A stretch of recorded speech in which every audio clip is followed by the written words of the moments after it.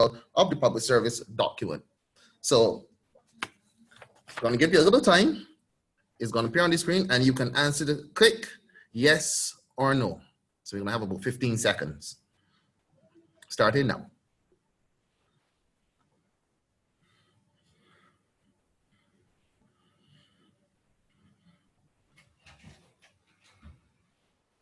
Just in the chat. Yes, I'm going to chat at the bottom. Look at that. Here. You there?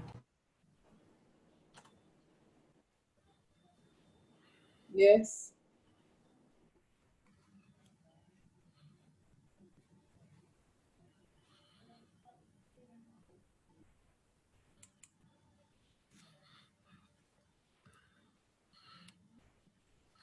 I'm noticing that that I don't see the poll appears yet, but quite a few people have been chatting. Some of them are saying yes. Thank you very much. Okay, so we have our poll. The poll is up. So we just another 15 seconds or so that we can get an idea if you are aware of the document.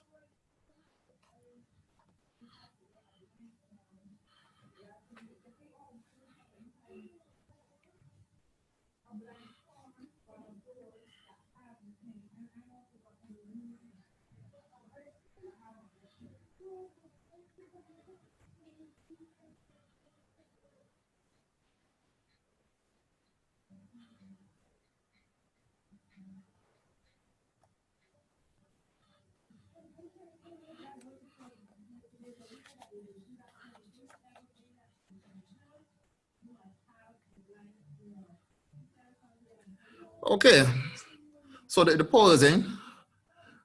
About 44% of the persons said they are aware of the document. 51% saying they're not, and about 5% they aren't sure. So more than half of the persons attending the webinar are unaware of the document. So what we'll do, we'll make every effort to make sure that you are aware of how you can get hold of the document and make sure that it is made available to you. But remember, the contents of the webinar will also give you an insight into what is in the document. Now, we also must mention actually that the Ministry of Health and Wellness, they also have a document entitled Cleaning and Disinfecting for COVID. And both these documents are held in the information that we're going to present here this morning. So you can also check out that particular document. Now, the objectives of our webinar this morning is to explain ways of creating and maintaining a clean working environment, list the recommended cleaning, sanitizing, and disinfecting protocols of the public service, and identify the roles and responsibilities of the employer in the workplace.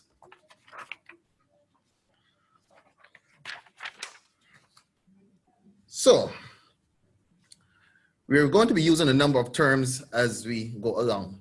It's important that we are clear of what we speak when we mention these terms. So I'm going to give a few definitions so that we are always on the same page. And there is a difference between sanitizing, cleaning, and disinfecting. And I will explain. Sanitizing aims to reduce the growth of bacteria, viruses, and fungi on surface. This involves cleaning followed by disinfecting. So what is cleaning? Cleaning aims to remove dirt, dust, and solid areas from items and surfaces. Disinfecting now, on the other hand, aims to destroy or inactivate both the bacteria and the viruses on hard, non-porous surfaces. And I'll repeat that. Sanitizing aims to reduce the growth of bacteria, viruses, and fungi on surfaces. This involves cleaning followed by disinfection. So what is cleaning?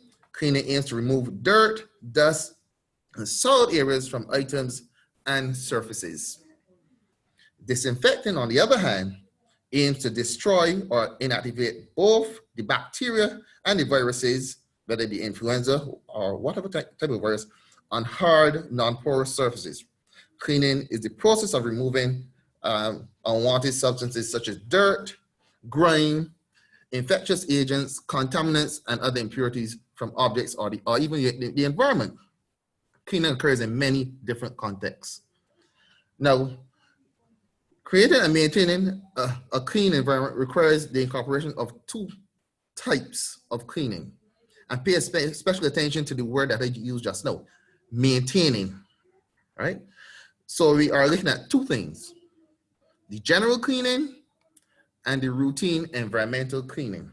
Conducting both of these types of cleaning is essential to sanitizing the infectious in terms of infectious diseases, harmful bacteria, and other types of germs.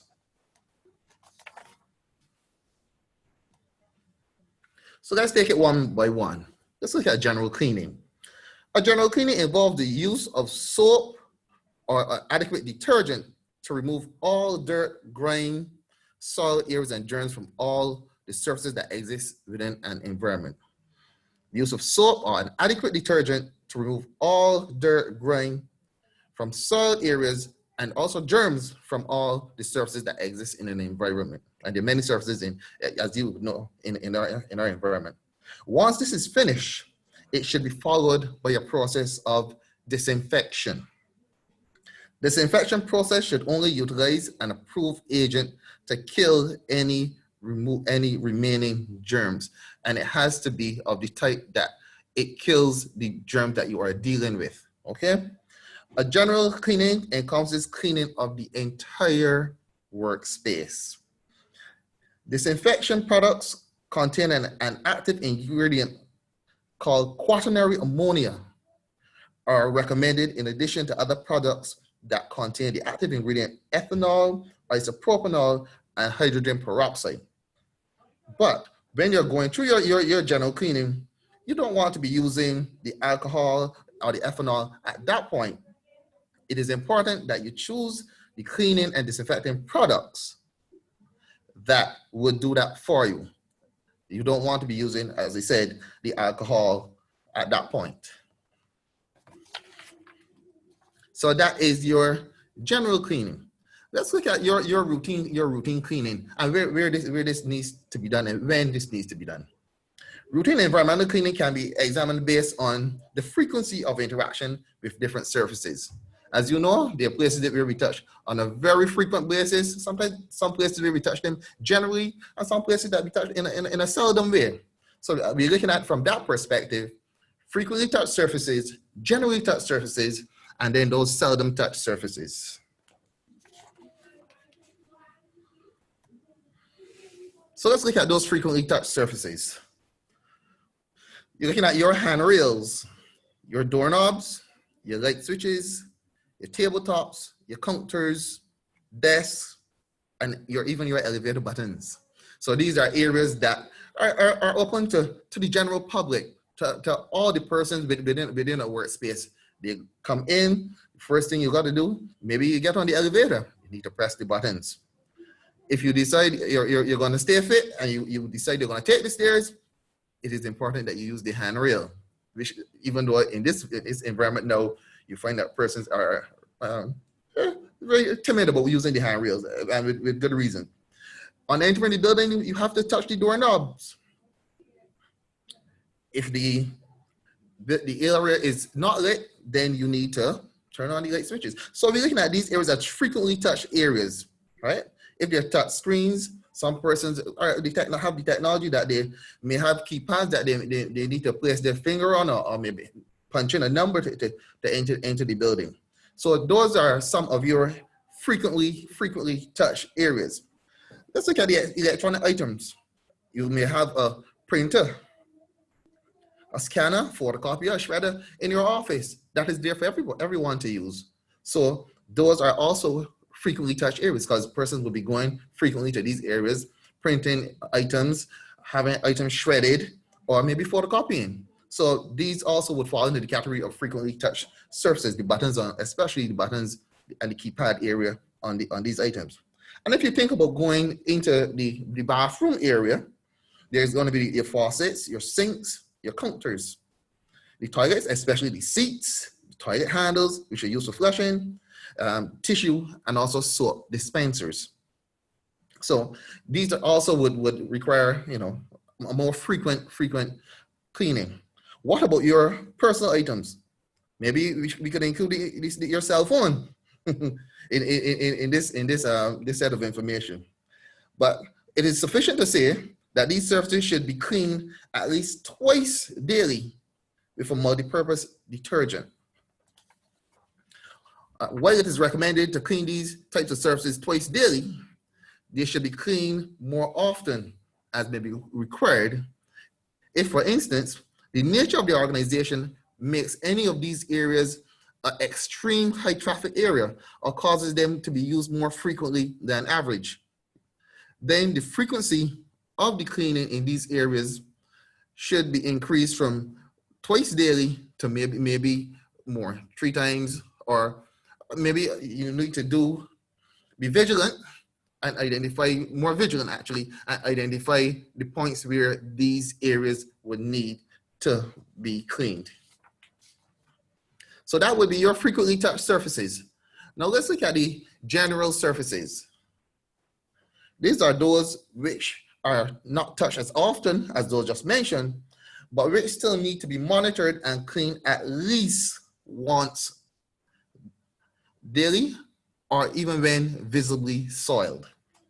These can include, let's say for instance, your cabinet surfaces and handles, and general office use items such as maybe a pencil sharpeners. But they also mentioned the photocopiers and those kind of items just now in the frequently touched surfaces. Some may not be so frequently touched.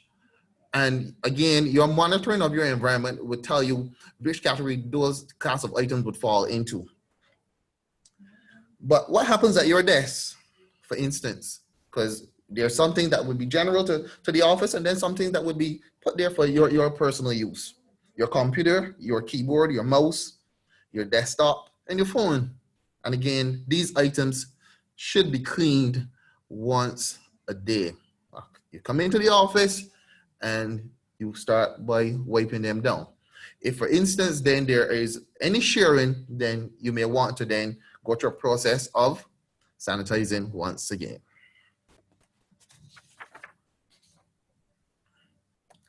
So let's look at those seldom touched surfaces.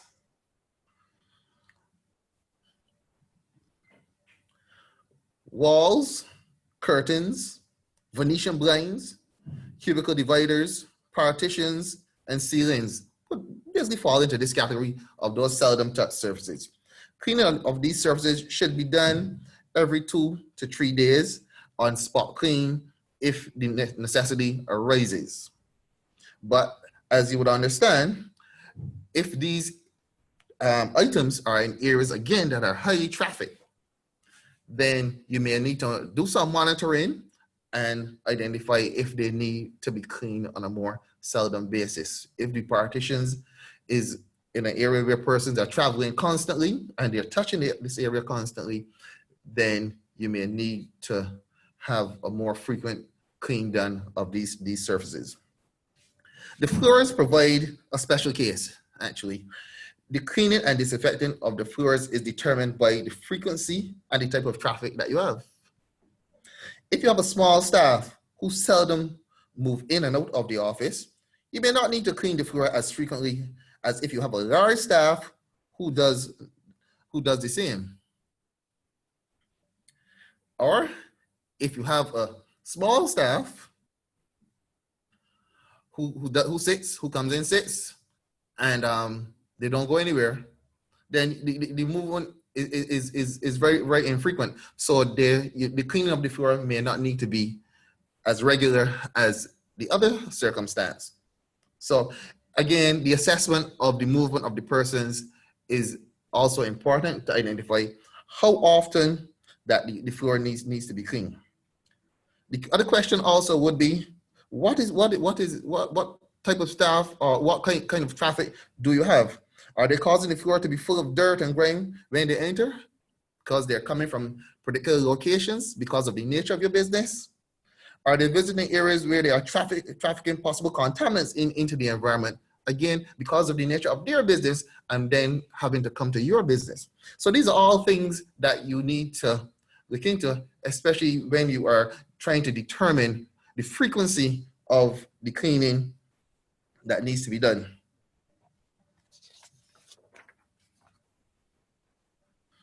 And then there's always that one-off situation, especially when it comes to floors. Some person comes to the location, they step into some substance, no one wants to own up to it, but it has an effect on the whole environment, right? So then at that point, you may need to do what we call a spot cleaning or something of that nature. And that is why it is also important in terms of the floors and the cleaning and the disinfecting, that it reinforces the importance of the role of the person who are tasked to do these kind of tasks, to do this part of the work, because it makes for a better working environment for all of us.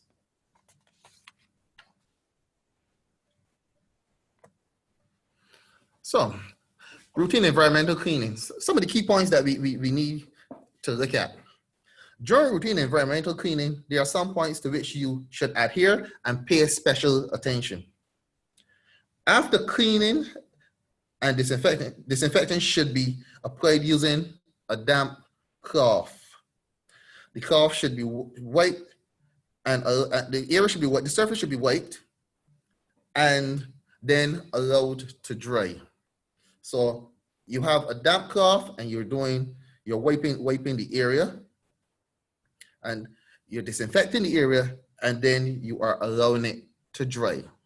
And making sure that if these are floors, then you're making sure you have your signs up, your wet floor signs or whatnot. If it's a desk, then you would make sure persons are aware that the area has just been wiped. Do not use an aerosol spray unless you have no choice, because when you use an aerosol spray, a number of things happen. The area that is covered is uncertain. Let's say, for instance, look at the situation of painting a particular area. When a person uses paint to paint a particular area, spray paint to use a particular area, if you see when they move back and forth, there are always areas that are uncoated. The same thing happens when you use an aerosol spray. So there are areas that would not be reached by the spray, and they would be left out, which means whatever you are trying to mitigate against will still be there. The germs, the ones that missed, they would still be there, and they would be in a position then to cause some person harm. Also, when spraying, what may happen is that the spray, because of the force that it comes out with, it may then cause particles to become airborne. So where possible, you may need to use a spray. You can also spray that substance onto the cloth and use that cloth to wipe the area. Therefore, that way you are getting adequate coverage of the surface, because you'll be able to see where you've wiped, and then you are in a better position to guarantee that the area is clean. Clean walls and blinds when visibly dusty or soiled. And again, we're using a damp cloth because, again, we do not want the dust or the particles to become airborne. Your sinks and basins, they should be cleaned regularly, because these are again part of the frequently used areas. But after the cleaning is done, then you should discard rather than clean highly contaminated cleaning items. So if they are so soiled that it becomes a task to wash them out, then these items should be discarded. If it becomes a hazard to wash them out, then these items should be discarded. Whether it be cloths, whether it be rags, whatever item you're using, then they should be discarded. Immediately throw away any disposable items. If they are meant to be disposable, that is what they're for. Some people try to reuse disposable items. If they're disposable, use once, and it says on the instructions, use once, use it once, and then discard. Right? Immediately throw it away. And I'm asking that when you're doing your disposal, Then you be conscious of the next level in disposal. The next person who's going to take it after you. Huh? Whether it be the general worker or some person maybe from the SSA, Sanitation Service Authority. Similar to when you dispose of broken glass, these items should be adequately secured to prevent the possibility of another unsuspecting person being affected. So when you're throwing your stuff away, you secure it, you wrap it up, and make sure that the person who has to take it from that location does not really have the access to it in a way that they may become affected. The whole process in terms of managing these areas is made way better if you document. And by documenting, I mean the use of something like a checklist or a check sheet. You may have one in your bathroom, for instance, which may identify the areas that you need to focus on. Let's say, for instance, what needs to be refilled? The tissue holder needs to be refilled. The hand sanitizer needs to be refilled. The toilet paper needs to be replaced. Those kind of things. And then what else? What needs to be cleaned? The hand sanitizer bottle needs to be cleaned. The faucets need to be cleaned. And this allows for you to keep a record of what is going on. In your mind, you're systematically going through what needs to be done. And also, you can identify when it was last done. So a checklist is an added tool that you can use when you are in the process, in this whole cleaning process. And that doesn't only apply to bathrooms, you know. That can apply to anywhere in your office. You can use a checklist or a check sheet to make sure that these things are sanitized, and they're sanitized on a regular basis.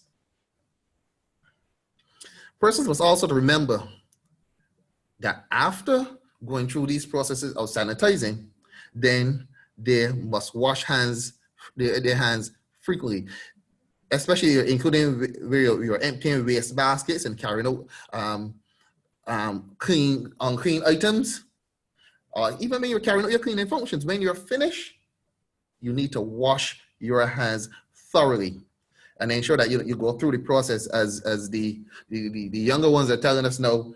This 20 minutes of washing your hands, and you're rubbing the palms, you're rubbing the back of the hand in between the fingers and the nails, the thumbs, and you go through that process, 20 seconds, sorry, of washing hands and making sure that your hand is adequately cleaned. Now, I would also want to make note at this point of the using of mops, because and it will come up a bit later, but we also need to understand that a mop is to be used in specific areas. But I'll say a bit more on that as we go along. Now, the persons who are involved in going through this cleaning process, it is important that before you even start any cleaning process, you have two things.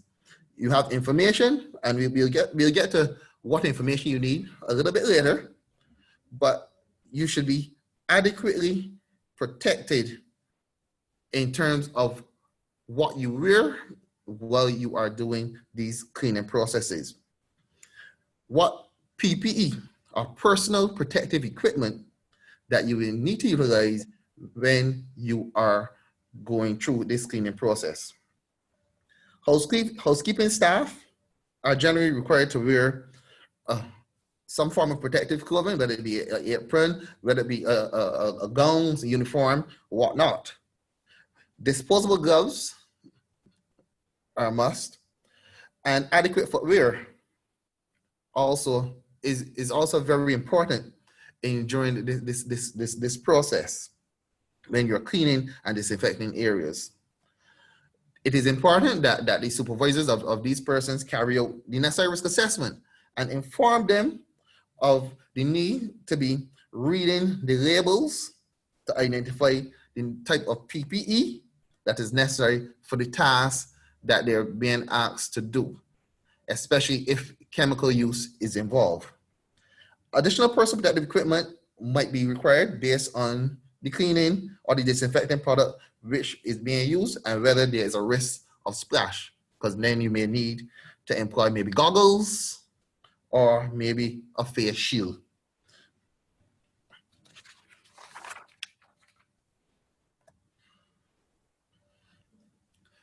So let's look at this whole idea of cleaning and disinfecting those surfaces. As was stated before, to clean surfaces, you should first use soap or a detergent and then water then to wipe the surfaces. Next, disinfect the area with an approved disinfectant and then allow to dry. But in terms of the items that you will use, and I alluded to this earlier in relation to the mop, separate items should be used to clean in different areas. If you're using cloths, there should be separate cloths for each area that you are going in to do cleaning. And I repeat that, separate cloths for each area that you are going in to do cleaning. What does that mean? If you're going into the bathroom, let's say for instance, you're going to clean the bathroom, you're going to clean the kitchen, and then you're going to clean the general office, then you should have what? 3 cloths. 1 cloth for the bathroom, 1 cloth for the kitchen, and 1 cloth to be used in the general office. Use of the same cloth in different areas may result in cross-contamination, which may lead to illness. Obviously, you do not want the cloth that is used in the bathroom to be used in any of the other 2 areas, the kitchen or the general office. You can see where that will lead to problems, okay? So one of the ways of doing that is having these cloths color-coded. And on your screen, you can see a blue cloth, a green cloth, and a red cloth.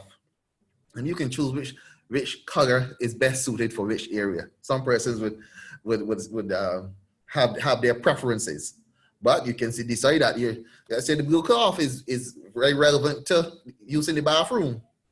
The green cloth is good for the general office area, and the red one can be used in the kitchen, right? It's your choice. Now, where surfaces are contaminated with body fluids, then you may need to use an adequate disinfectant. But let's take a step back. If areas are contaminated with body fluids, in some cases, you can wipe it with tissue. Wipe that area with tissue first, and we'll see this a little bit. Wipe that area with tissue first, which then must be discarded. If you use a cloth to wipe that area, then that cloth also must be discarded. Okay? All right. So where surfaces are contaminated with body fluids, then you may need to use, after that, an adequate disinfectant, whether that be a bleach solution or maybe even hydrogen peroxide. It is also important that, and I alluded to this earlier in terms of mops. Yes, mops. The mops, again, should not be used in all 3 areas. Then you may find yourself, again, creating a situation where there is cross-contamination. And not only should that happen with the mops, but we should also, when we are mopping, we should be changing the mopping water on a frequent basis, right? Because if you're mopping with the same water in the bathroom, in the kitchen, in the general office, then you are definitely developing a situation which could lead to cross-contamination. So we need to be separating these processes to make sure that we are not transferring germs from one place to the other.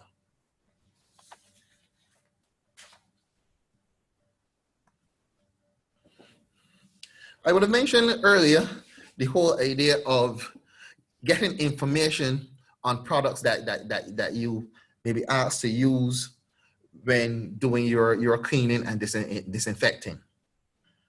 When using the cleaning and disinfecting products, it is always important to have information.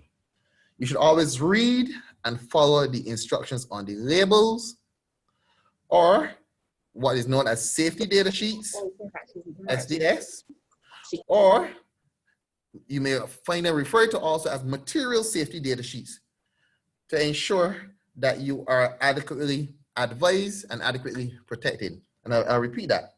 You should always read and follow the instructions that are outlined on the labels of the products. You'll find the labels attached to the bottles, and they should be. I would understand that in most cases they aren't, but when the bottles come to you, they should have a label on it, or you should have access to the information that is on the label so that you can read the label and avail yourself of the information that is on the label.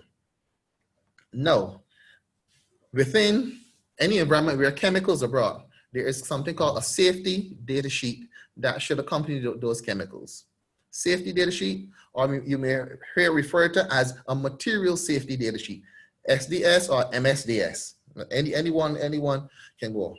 But the important thing is that these safety data sheets will provide you with a range of information that you can use in protecting yourself and protecting other persons around you. I must add that, in protecting yourself and other persons around you, which is a responsibility that you also would have. The safety data sheets, what they will also do, for instance, a product label may recommend a mixture of 1 part of a chemical to 9 parts water, this being the most effective mixture. That does not mean more would make it work better. And in most cases, persons don't think that less would make it work better unless they're trying to cut back, which in some cases would make it less effective or even ineffective. So 1 part chemical to 9 parts water. Adding 2 parts to those 9 parts water does not necessarily mean that the chemical is going to be more effective, that it is going to work better, all right?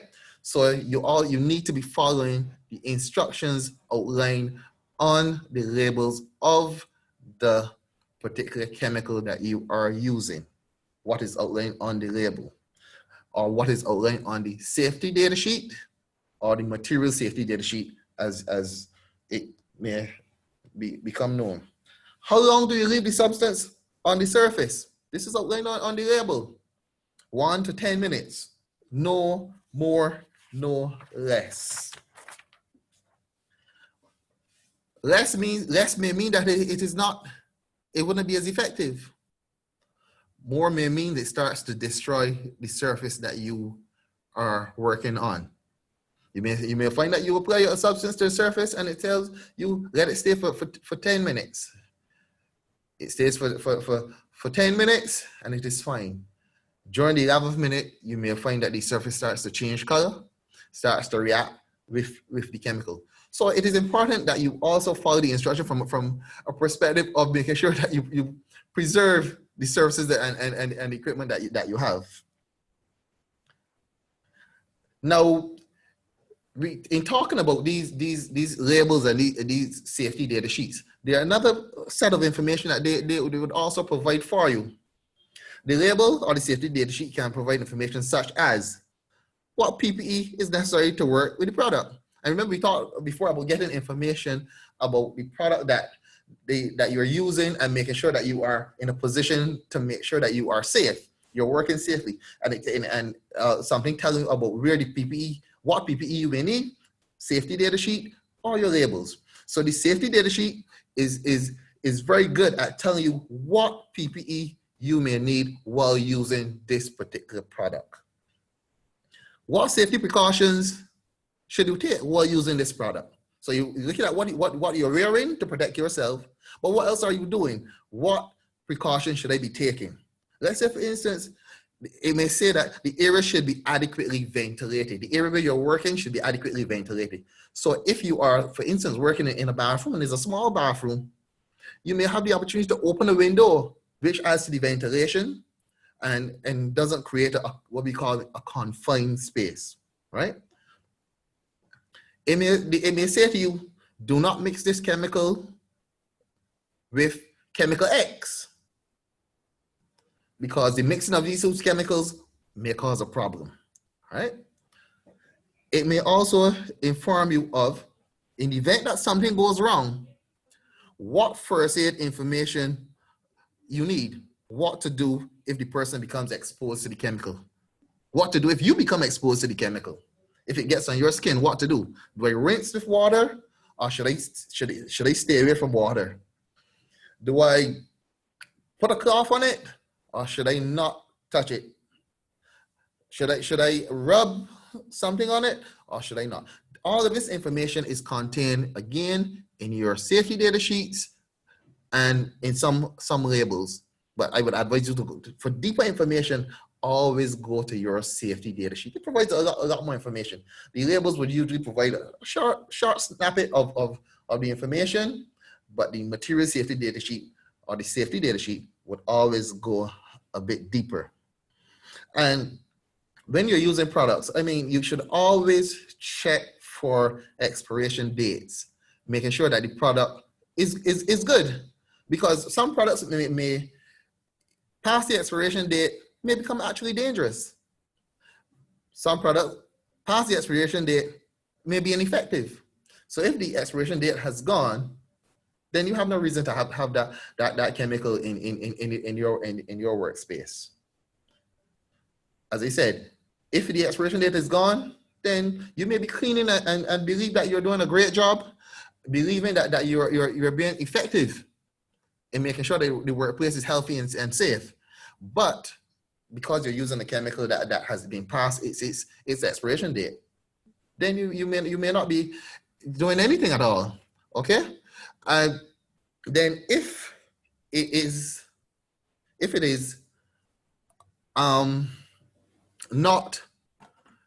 past the expiration date, as I said before, it may become dangerous for use, because some chemicals, they actually change after they reach a certain point.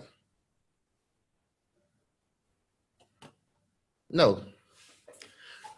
I want to make special mention of this particular situation, and I've known there were a number of instances where this has happened, so we want to make special mention of it. The situation of mixing bleach with ammonia-based products. And we touched all the right things here just now in relation to that situation, because both of these products would say that used in well-ventilated areas. Used in well-ventilated areas. Once you mix these two products together, then they start to give off a fume. They start to give off a fume. And if you are in an environment where that fume reaches you, then you may be affected. So you do not want to mix these two products together. I can recall an instance where, and remember before we talked about use in well-ventilated areas and not mixing. So the two came together. A person working in an area which was small and enclosed. They mixed these two chemicals together and they gave off fume. And unfortunately, they had a reaction and they collapsed.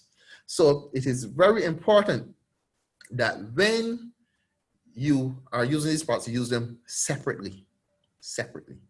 Okay? I will also at this point mention, because one of the things that we also find that happen is that the product may come in a large container. So it isn't given out to persons in that container, so that the container doesn't have a label. It is the duty of the supervisor to make sure that the person that you are giving that product to sees that label. Make sure that they see that label. Make sure that the container, because if it's in a large container and you're pouring it into smaller containers, make sure that those smaller containers are labeled, adequately labeled. You know what's in bottle X, It has a label on it. You can tell what is in bottle X. And not only for that person, but other persons who may exist in that same environment. Okay, so we need to make sure that if you're pouring your chemicals out into smaller containers, that they are labeled. And I would advise against pouring these chemicals into drink bottles. Please do not pour these chemicals into drink bottles. Find something else. Find another container, because we also would have had situations where the chemicals would have been poured into other containers and persons inadvertently ingested the substances. So, material safety data sheets, important. Reading of the labels, extremely important. Know when to wear your personal protective equipment, and these are instrumental in allowing you to get that information. Do not mix the chemicals. Identify chemicals that are compatible and that are not compatible. And use where necessary in well-ventilated areas. All of this information would exist on your labels, on your material safety data sheet, so you need to make sure that you have access to those items when you are tasked with working with specific chemicals and doing certain cleaning jobs and disinfecting jobs. Okay? So let's move on. Let's look at cleaning and disinfecting when it comes to soft surfaces. So some soft surfaces that require special attention when being cleaned in your office are the carpets on your floor, rugs, drapes, some partitions, and especially your office chairs, right? You should clean these surfaces using soap and water, or with cleaners appropriate and approved by the manufacturer for use on the particular surfaces. So again, you're looking at getting information. Sometimes a chair may come and it comes with instructions, what to use and what not to use when cleaning this chair. And this is information that the persons asked to do these tasks should have. Can I wipe it?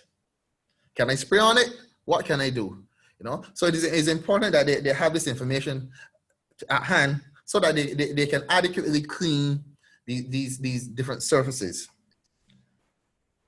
Because these items are porous though, they may sometimes require a deeper clean than the hard surfaces. And this may sometimes involve the use of wiping, maybe steam cleaning, and the use of some special chemicals, or maybe the involvement in some cases of professional cleaners.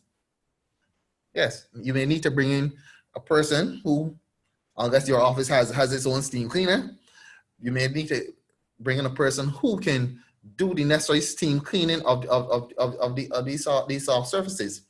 That way you can have that penetration of the cleaning agents going and reaching deep into the surfaces, so that they may in a situation where they can kill the germs, bacteria, whatnot that you are trying to effectively get rid of. So you may need to look at that steam cleaning process. But I want to emphasize this point that when you go through these processes, as it relates to the soft furnishings, yes, they're all well and good. Carpets, yes, steam clean. Chairs, yes, steam clean. Fine. But one of the most important parts of this process is the drying process. It is extremely important, equally important to the cleaning, that the items are allowed to thoroughly dry. They need to dry, because if they're not dried adequately, then you may introduce a situation where you encourage maybe mold growth. Yeah? Mold needs about three aspects to grow. You need a substance, the moisture, and the right temperature. Usually, Barbados is at the exact right temperature for the mold growth.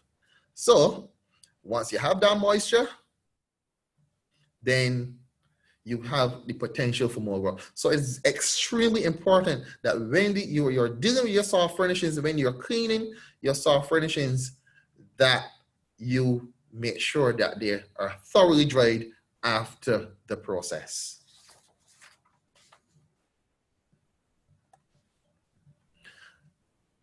Most offices nowadays have electronic equipment, and they too could act as reservoirs for germs and other types of items. So they too need to be cleaned and adequately cleaned and disinfected, I must say. Clean and disinfected.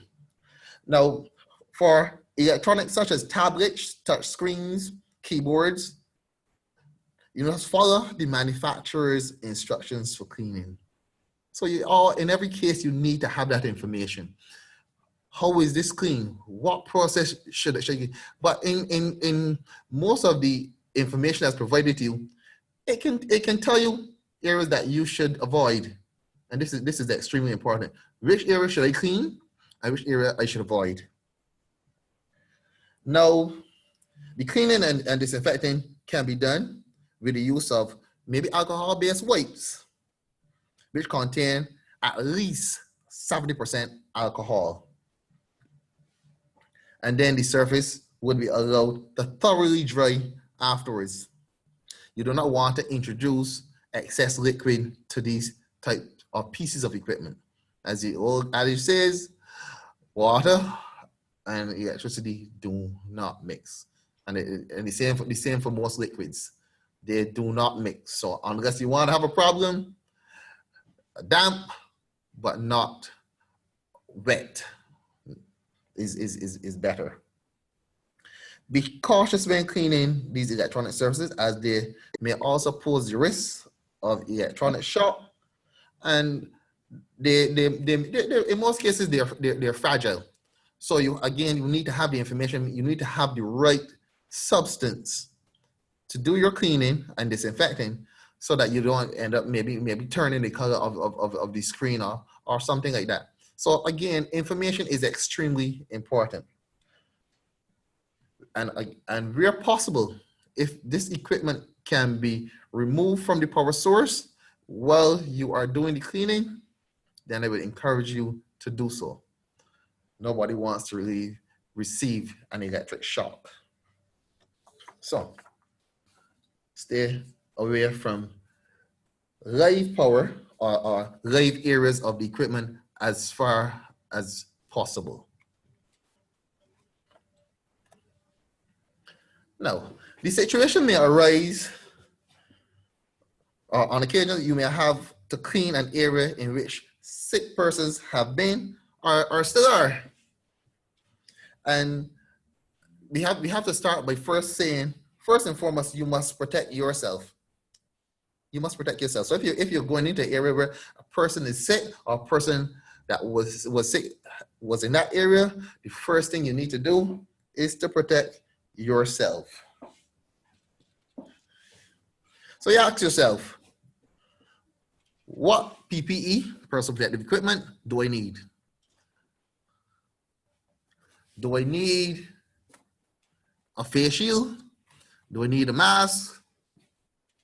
Do I need gloves? Do I need a body covering? What type of PPE do I need? So you're doing your risk assessment based on what was going on with the person.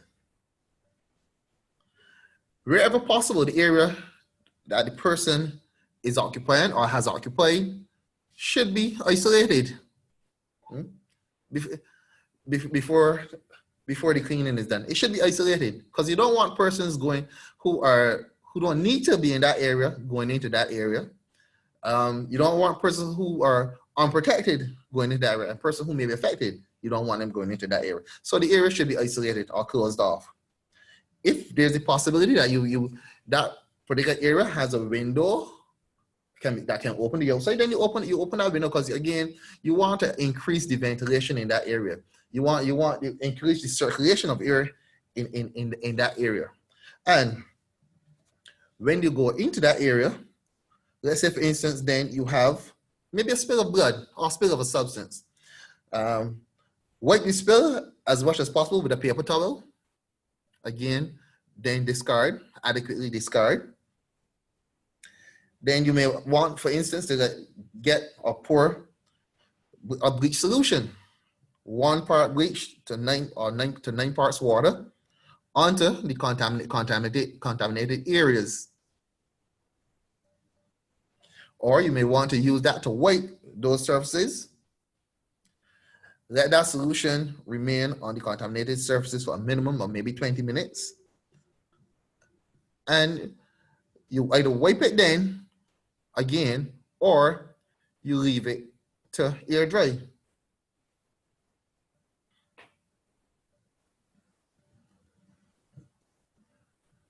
Mopping in those areas, again, if the items become so soiled that they need to be discarded, then you need to discard them. It doesn't make sense trying to reuse the item and then causing other persons to be affected. So the thing there, if they cannot be adequately cleaned, then they need to be discarded.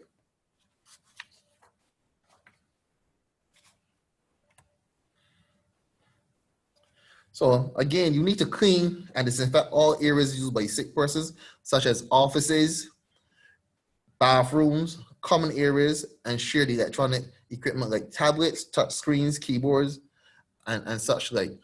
Because when you look at your what we talked about in terms of your frequently touched areas, a person who may be ill, and we talked about the room just now, but if that person was existing in the environment before they would have been identified as ill. So they may have gone to the bathroom. They would have certainly been sitting at their desk and carrying out a particular function. They may have gone to the kitchen to get some water or to drink a cup of tea. So you have to do really what the government was doing recently. Do the contact tracing. Do the contact tracing. You're going to work your way back from the areas that this person would have been in and doing their work, and try to give those areas an adequate clean in the event that they may have been contaminated by what the person would have been asked to do. So, and what the person would have been doing, sorry. So you need to do your contact tracing and work your way back. But in the event that you do not have that at hand, you're unable to do the contact tracing, then you may need to then look at maybe a general clean of the area to make sure that they're not areas that that can provide a hazard to some of the other persons within the space. After you've dealt with that person or those areas, it is always important that you then sanitize yourself. Wash your hands immediately with soap and water after that contact. I remember again to follow the guidelines in terms of washing your hands and sanitizing yourself, making sure that any PPE that you would have used in the process, they are adequately discarded or adequately sanitized after they were also used.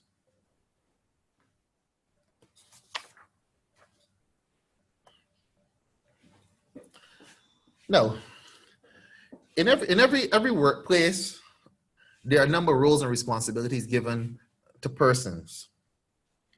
And the roles and responsibilities of the employee are they're quite important that you know and you understand what your roles and responsibilities are. The first one would be to take reasonable care of your own safety and the safety of others. So you may be affected by your actions, but other persons also may be affected by your actions. So you have the responsibility to look after yourself, but also to look after the persons around you, and to cooperate with the employer to make sure that they are carrying out the duty that they are responsible for doing. The duty of care that they have to you still have to cooperate with them to ensure that that is being done. And if you're on unsafe conditions that you've identified, then it's your responsibility to notify your employer of those unsafe conditions. Okay? So, what should you do? You wash your hands as often as possible. Where there's soap and water, then you do that. And if they're not visibly soiled, then there's the possibility of using the hand sanitizer. Always wash your hands after using maybe gloves or anything of that nature. As I said, after you've taken off your PPE, then you need to wash your hands, right? So there are a number of situations also as an individual that you should find yourself having to sanitize your hands or other parts of your body. For instance, after blowing your nose, if you're coughing, you're sneezing, and you're in a particular environment, excuse yourself, or afterwards you sanitize yourself and the area around you. After using the restroom, again, you need to be sanitizing yourself. Some people would also say even when you're going in, you do some sanitizing even before. Before and after eating, yes, you need to make sure that your hands are clean.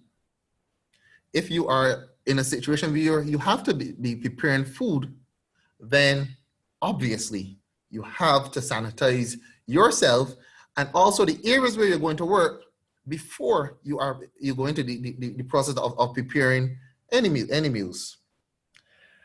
And before you are providing care to anyone, you should also sanitize yourself. If you are in a position where you're providing care for more than one person, as you move between from person to person, after one person, you sanitize and go to the next person, and keep it going in that way.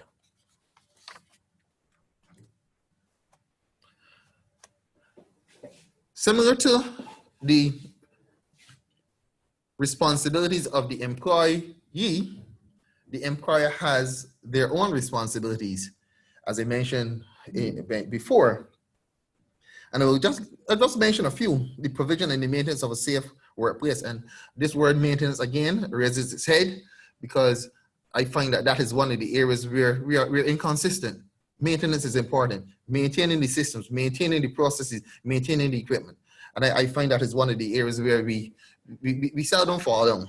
So the provision and the maintenance of a safe workplace, looking at the storage, transport, and the use of articles, provision of information, instruction, training, and adequate supervision. And I would focus on them again, making sure that the employees have adequate information, safety data sheets, labels, those kind of things, instruction, guidance, supervision. And this all comes when you provide opportunities for training. So these are some of the responsibilities of the employer. Permanent secretaries and heads of department are required to educate workers who are tasked with performing cleaning, laundering, or even trash picking up.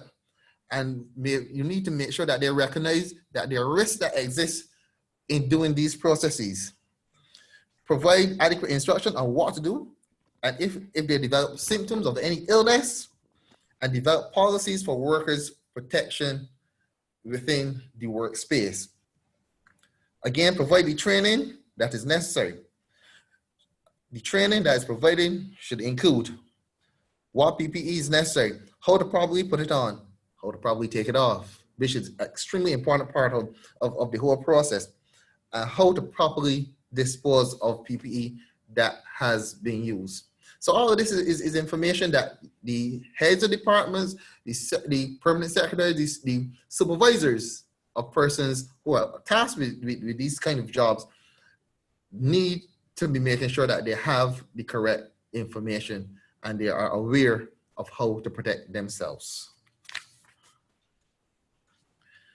Okay, we have now come to basically the end of the presentation. So I am going to turn you back over to our moderator, Mr. Ellis, so that we can field a few questions. Thank you very much, Mr. Braffett. Now, as we prepare to wrap up, please go ahead and share with us what was your most valuable learning point from the presentation that was just done by Mr. Braffett. We really would be happy, very happy, to hear your thoughts. So you can type some of those, your reflections and so, and your most valuable points into the chat.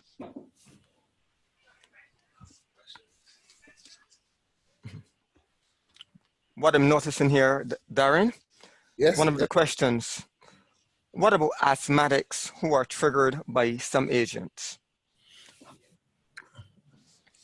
Basically, we're also trying to ask, how can their workstations be cleaned adequately without triggering an asthma attack? One of the first things you have to start with is by using products that are not fragrance, because in many cases they are triggered by fragrances. You usually have to, maybe they go through a process of looking at a number of different substances, because some substances don't agree with everyone. And you may then reach the stage where you may come down to maybe just using maybe a light detergent and water. Or some persons may have to end up wiping down with water because they are so easily triggered by any substance that it may come down to that, right? Some of the disinfectant sprays that are used in the offices, there are many persons who are triggered by these disinfectant sprays. And one of the things we always advise against is the indiscriminate use in the office of these sprays. Each desk has its own spray. One desk has lavender odor, one desk has rose odor, and they're spraying them, and we're mixing all in the environment, and we're having a cocktail. So we are now looking at using as neutral items as possible in looking to do this cleaning. But remember, even though they're neutral, they still must be effective in doing the job in disinfection that they are being asked to do. Okay, thanks very much for that. A couple other questions coming in here now, Darren. How often should air conditioners be cleaned? Air conditioning units? Yes, please. But it depends again on the use. You have to be looking at this whole idea of risk assessment again. You have to be looking at how often is it used and under which circumstance that air conditioning unit is used. In an office where there's one person, the doors are closed. Again, the person isn't going in and out. Every 3 months may be satisfactory.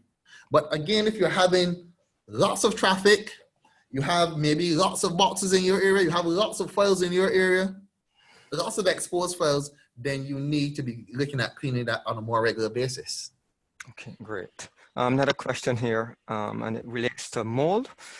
The person would have said is that you mentioned Barbados is a perfect environment for mold growth.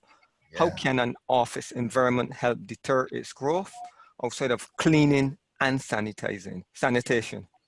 Well, one of the things that you want to be looking at is remember I mentioned mold, the components that you would have in a situation where you're getting mold: moisture, a substrate, and the right temperature. In most cases, you can't do a lot about the temperature, but you can do a lot about the moisture in the air, which is your relative humidity. Okay. Right, and once you've reduced your relative humidity to the right percentage, then you're less likely to get mold growth within your space. Okay, great. Thanks very much. And you must also eliminate sources of water. So if you have taps and those kind of things, also you got to look at areas that are damp, or maybe areas where water is actually coming into your space, maybe through windows or window sills and those kind of things. Now you just mentioned about window sills and so. How do you safely clean in an area without natural ventilation? So the person would have asked, like, say for example, no windows. A space without any windows? Yes. Well, in some cases, there would be a door. There would be a door, and you may then look at other means of ventilating that space. I have it, Peter. Whether it be the use of maybe certain fans that may be used to drag air out of that space, or you can become creative. Some person would take a normal fan, place it by the door while they're cleaning. That helps to create a direction of the airflow.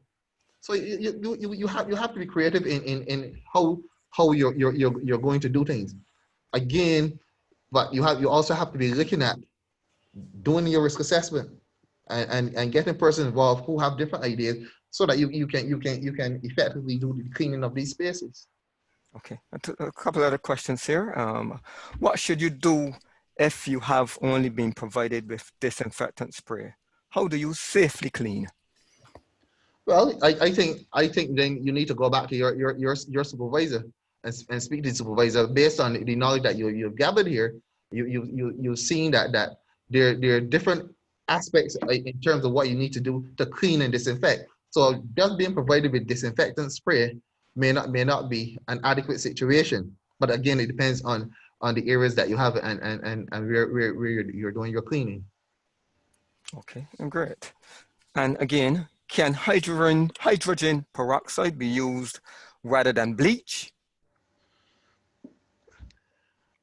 It can in certain circumstances, but the in terms of quantities and the preferences, there's a particular order associated with bleach. There's a particular order associated with hydrogen peroxide.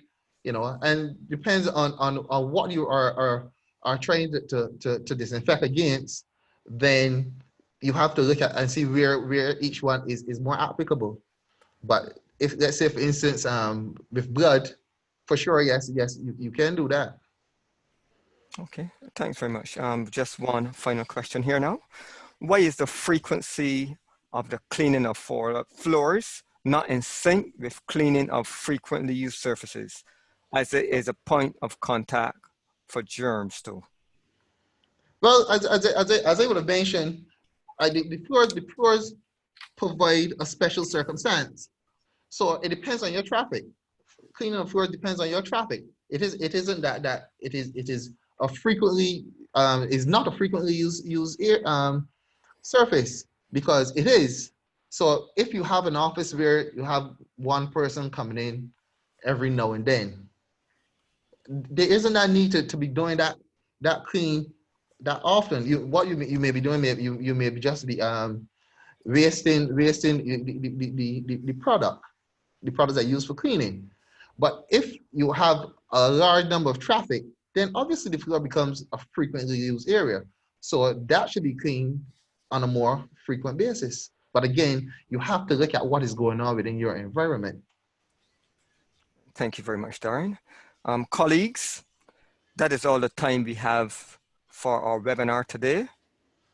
Please look out for our follow-up email that will contain a copy of this recording and a PDF of the slides so that you can review any information that you may have missed. That was a very informative and timely presentation that you have just delivered. Mr. Braffett, are there any final comments before we wrap up? I'm just want to make sure that persons avail themselves of the protocol and have the information so they know exactly what they need to do when they're going through their cleaning and sanitizing, cleaning and disinfecting processes. Okay, thank you. All right. I want to thank you, participants, for your questions and comments. Also for your contributions to the presentation on workplace cleaning and disinfecting protocol of the Public Service of Barbados. I also extend thanks again to Mr. Braffett for accepting our invitation, and thanks to the team members and technical personnel of the Learning and Development Directorate, Ministry of the Public Service, for their support in making this webinar possible. I'd like you to know that the Directorate now has a YouTube channel which you can view at your convenience. In the upcoming weeks, we at the Learning and Development Directorate will be continuing these webinar sessions to keep you up to date on matters of importance to the public service and to you as public officers. Please continue to stay safe and enjoy the rest of your day.